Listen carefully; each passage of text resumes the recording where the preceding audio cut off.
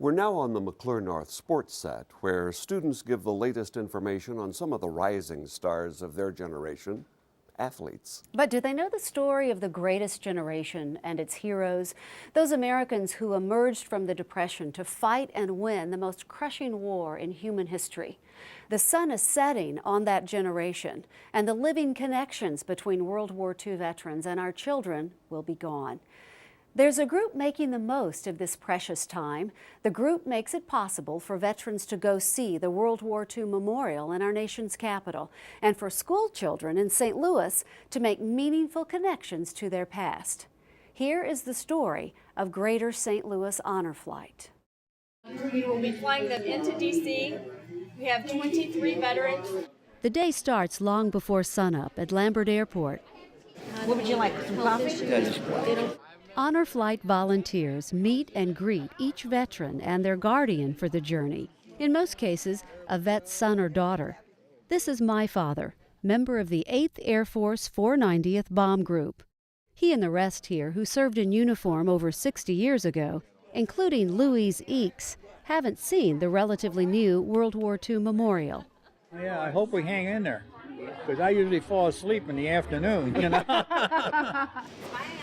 I believe 13 or 14 of them are in wheelchairs. So we're going to need everybody to help.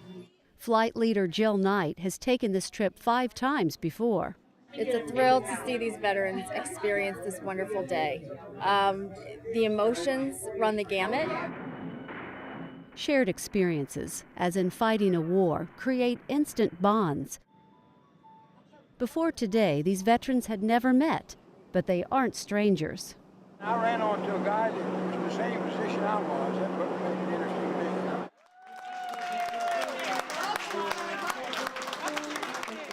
to me. They're really treating us nice.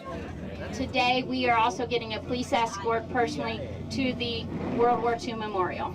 Poor health or finances stand in the way for many to make a trip like this. Greater St. Louis Honor Flight pays for everything and pours on the pampering.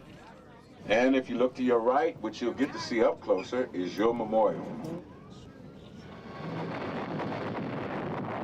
In the early 1940s, the world was fast falling into the hands of tyranny. The United States and our allies fought back against Germany and Japan, not to conquer, but to free the world. 50 million people died, great parts of the world destroyed. What people gave up at home and on the battlefield to make victory possible has not been matched before or since the war. The spirit of that monumental effort is reflected here. Giant pavilions on each end symbolize a war fought across 2 oceans. Each state is represented. We found Missouri. Ladies and gentlemen, this is representative of all of the fallen World War II heroes who were not able to make it to their memorial. The whole story of a nation at war is told. Not only the 16 million Americans who served in uniform, but everyone back home played some part. And that unity made America the world's breadbasket and industrial hub. On Freedom's Wall hang golden stars representing the 400,000 Americans who didn't make it home. Tremendous. It's very humbling as far as I'm concerned. The memorial is beautiful. It's been a long time since the war. I'll never forget it. I'll never forget it. I think about it every day. Amos Almeida and all his brothers served. One of them died. A member of the 101st Airborne, Amos parachuted into Normandy on D-Day. Out of 100 men in his group, he was one of 3 to survive. My dad was missing in action in Normandy, and when he was missing, my Uncle Charlie, who was in the Navy at the time, had a son. And because my dad was missing in action, he named his son after my dad, Amos. And my cousin Amos said to me one time, and it's really true, he said, he's a good man that did a great thing. And all these guys are. Emotions are stirred as we make our way around D.C. to visit other markers of honor, reflecting on what makes this country great, the wartime experience, and how it shaped these men who were barely out of boyhood.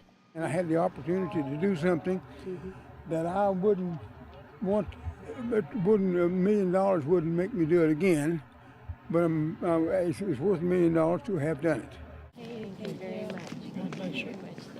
We're losing about 800 to 900 veterans a day just because of their age and getting older, and that's history, and we're losing that. And you know, I want to talk to each and every one of them and hear their stories, hear the sacrifice, because then I take that and I share that with my children. Bridging that gap between the greatest generation and our young is part of Honor Flight's mission.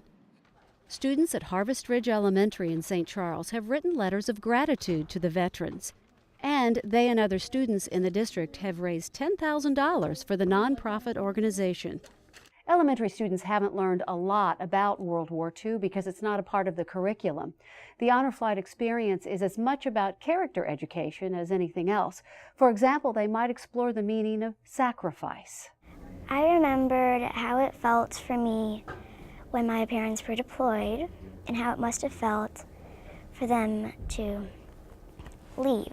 And we are having Mason from Columbia, Missouri, who's 11 years old, to help us pass out our mail calls.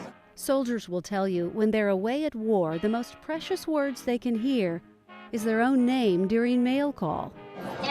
Kurre. Nothing soothes like a letter from home. How about that, huh? Louise E.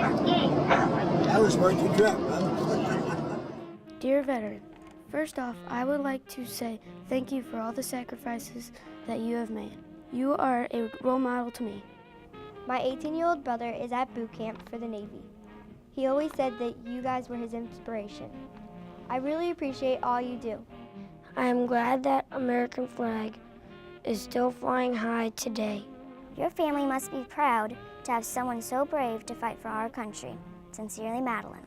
It must have been hard to know you weren't going to see home our loved ones for a long time. I hope no one ever forgets the price you paid to save us. Your friend, Colton.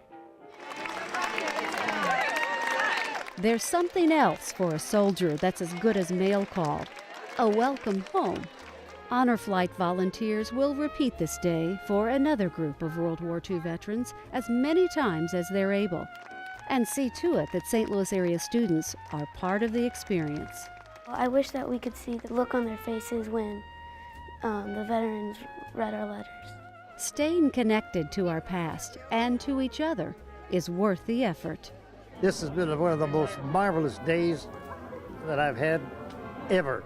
The emotion of the thing and the gratitude of people, it's absolutely, these young people writing such beautiful things about America and the veterans and all this sort of thing. It's just undescribable. I say the young people need to understand that we know that they care. I'll be looking at the moon, but I'll be seeing you.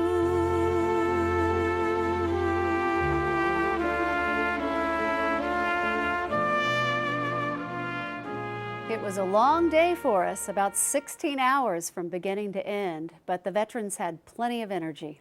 If you'd like to find out more about Greater St. Louis Honor Flight, here's the website, gsl.honorflight.org. You can also find a link on our website.